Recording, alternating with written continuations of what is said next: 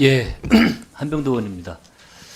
피의자 윤석열은 지금 개헌부터 지금까지 우리 국민들을 계속 부끄럽게 하고 있습니다. 지금 대통령 어디가 있습니까? 이 국회와 선관위를 불법 집단화하면서 군을 파견해놓고 평상시처럼 그렇게 자신감 있으면 지금 나타나야 될 거 아닙니까? 그렇게 당당하다면. 평상시에 그 호기 있고 당당하면 어디 사라졌습니까? 저는 이번 일 보면서 좀 우리 김현태 대령하고 모습이 떠올랐습니다. 지금 대통령은 계엄 이후에 한 번 나타나서 나는 지시하지 않았다 이렇게 하고 있습니다.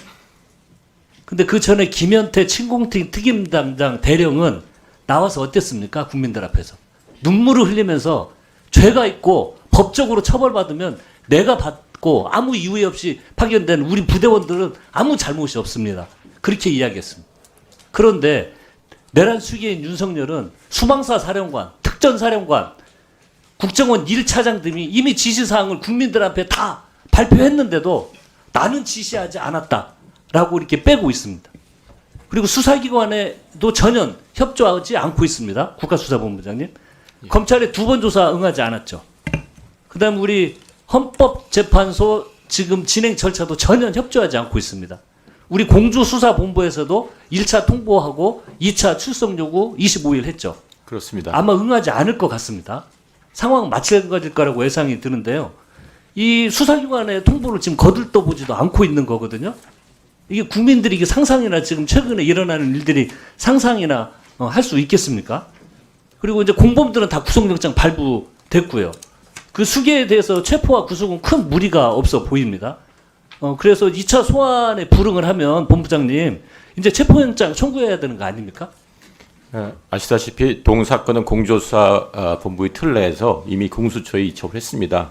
의원님 말씀대로 2차 송환 요구를 했기 때문에 그 이후에는 공수처에서 적절한 절차를 진행하지 않을까 생각하고 있습니다. 적절한 절차도 만약에 2차 송환도 응하지 않으면 이제 만약에 지금 공조수사를 하고 있지만 국가수사본부에서 수사를 한다면 지금 또 3차에도 응하지 않으면 의원님께서 말씀하신 예. 그 절차를 충분히 검토할 것이라고 생각하고 있습니다. 예, 그 절차를 검토하는 걸로 그렇게 이해를 하겠습니다. 그리고 왜 이게 빨리 해야 되냐면 이미 통상 대통령실이 어떤 범죄 혐의와 관련된 이 사건이 아니고 사건의 성격 자체가 내란입니다.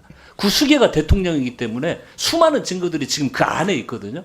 그래서 빨리 그 피의자를 소환해서 조사하는 건 굉장히 중요하고 또 증거 인멸 이거와도 관련이 있습니다. 이 지금 김용현 국방부 장관, 법무부 장관, 경찰청장 계엄 이후에 휴대폰 다 교체했잖아요. 예, 일부 그런 일부 교체했습니다.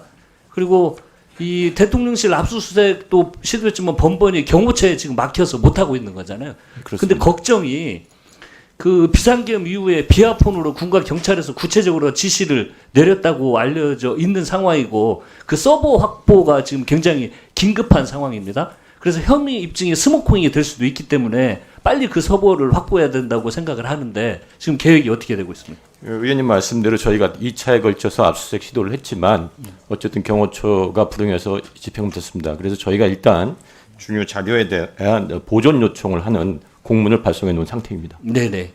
그 서버 확보를 위해서 빨리 신속히 수사해 주시기를 바라고요. 그 다음에 지금 현재 논란이 되고 있는 검찰 체포조 지원 관련해서 이 수사기관 간의 갈등 때문에 국민들이 좀 우려가 커지고 있는 상황입니다. 이 국민들의 신뢰를 확보하기 위해서는 최근 제기되고 있는 의혹에 대해서 명명백백히 밝혀야 될 필요가 있어서 뭐까지만 짧게 좀 여쭙도록 하겠습니다. 의원님 양해하시면 예. 의원님 질의 후에 예. 저와 수기국장이 예. 좀 길게 정확한 팩트를 설명을 드리는 것이 예. 그럼 제가 질문한 건 단답을 좀 해주세요. 예. 단답으로만요. 본부장님은 23시 7분으로 확인이 됩니다. 방첩 처음 보고를 받은 게 그죠? 23시 한 5분 요경에 예. 수사기획과장과 통화하면서 통화를 그렇죠. 했습니다. 그리고 방첩사에서 합수본 구성시에 수사관 100명 파견, 여의도 안내인력 명령 2가지를 요청을 했는데 국수본부장님 그때 보고를 받으신 건가요? 그렇지 않습니다. 저는 그 당시 출장차 제주도에 있었고요. 네. 제가 그 사안을 처음 보고받은 것은 00시 38분경 수사기획국장으로부터 전화를 받아서 최초 보고를 그렇습니다. 이미 조치 후에 예. 예, 경찰청장께 보고하고 예. 조치 후에 사후 참고복을 받았습니다. 예, 그렇게 저희들도 파악을 하고 있는데요. 근데 이게 조금 이해가 안 가는 게 이 방첩사가 국수본에 처음 11시 7분에 그 취한 지 1시간 만에 수사관 100명 파견을 요청한 지 1시간 만에 이 국수본부장의 보고를 올라갔던 좀 이해가 안 되는 거죠. 그렇지 그러니까 않고요. 제가 파악하기로는 네. 저희 실무계장이 오늘 와 있는데 11시 한 32분경에 방첩사 실무자가 저희 수사기획계장에게 함께해서 인력 파견 관련해서 처음 요청을 받은 걸로 저는 그러니까 확인했습니다. 그 경찰청장한테 이야기를 해서 경찰청장이 오케이를 해서 파견을 한 거 아닙니까? 수사기획국장이 경찰청장께 청장한테 보고를 하고 했죠. 예, 그렇습니다. 예. 근데 왜 이해가 안 가는 게 국수본부장님도 보고를 해야 되는 거 아니에요? 저는 출장 중이었고 네. 수사 인력을 포함해서 경찰 인력을 포함한 그 총괄적인 책임자가 그 경찰청장이기 때문에 네.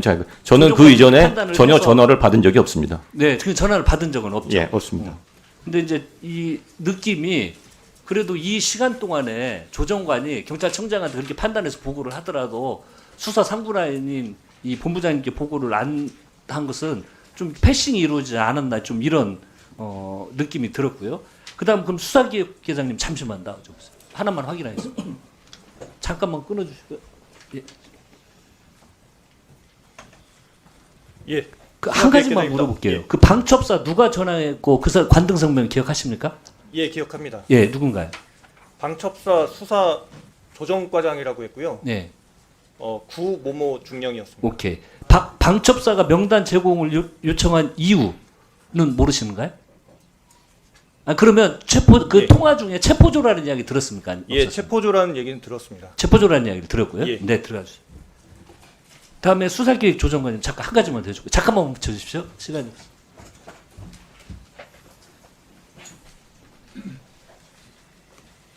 수사기획조정관입니다. 저 하나만 확인할게요. 네. 아까 그 본부장님 말씀대로 본부장님께 보고하지 않고 예. 본인이 판단을 해서 경찰청장에게 인력 그 10명 지원 관련된 건 보고를 청장에게 했다는 거죠. 예. 그 당시 상황은 그 12시에 그 전국 그 지휘부 경찰 지휘부 회의가 있었고요. 제가 그 보고를 받은 시간은 11시 58분입니다. 약 2분 정도의 시간이 있었고요. 죄송합니다.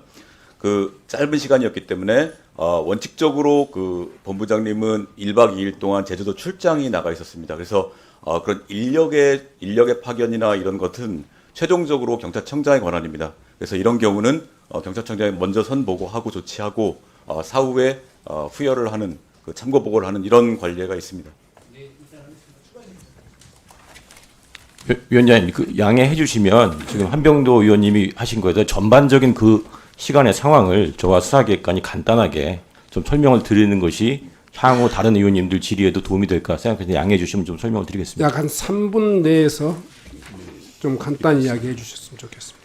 예, 당일 지금 말씀하신 대로 이제 합동수사본부 100명이라든지 또 영등포서 10명, 5명 파견을 제가 최초 보고받은 시간이 00시 38분부터 한 5분간 수사기획관이랑 통화를 했습니다.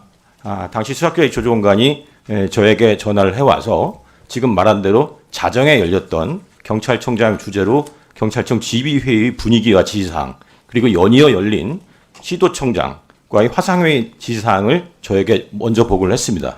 그 다음에 방첩사 실무자가 합동수사본부 구성에 대비해서 수사 인력 한 100여 명을 준비를 요청했다고 하는 사실을 저에게 보고를 했고요.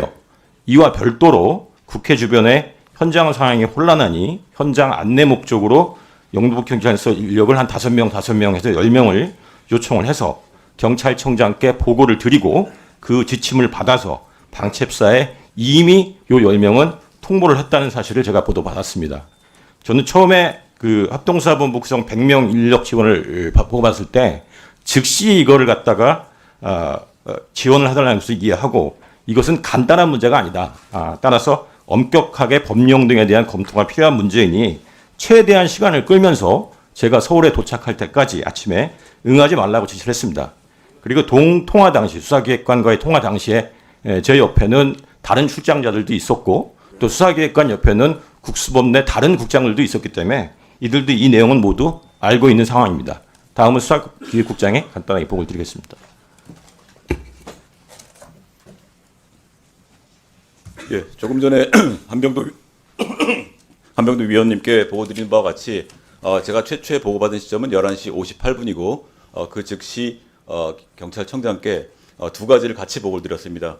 그 11시 49분에 보고받았던 그 100명에 대한 사전 준비 요청. 그러니까 그 100명에 관한 것은 바로 보내달라는 의미는 아니었고 그 합동수사본부를 차리게 될 수 있는데 거기에 대해서 사전에 준비를 해달라 이런 보고가 있었고, 그다음에 또 하나는 11시 58분에는 우선적으로 국회 쪽 상황이 안 좋으니까 안내하거나 할 지원 병력을 한 5명 정도 연락처를 달라 이런 두 가지가 있었습니다. 그래서 이 두 가지를 시간이 굉장히 촉박하기 때문에 먼저 경찰청장에게 선 보고하고 지침을 받아서 바로 즉시 전화로 계장에게 지시를 하고, 그 회의가 끝난 이후에 한 12시 한 2, 30분 정도 돼서 내려와서 그때 이제 국가수사본부장에게 있었던 일들을 보고를 한 내용입니다.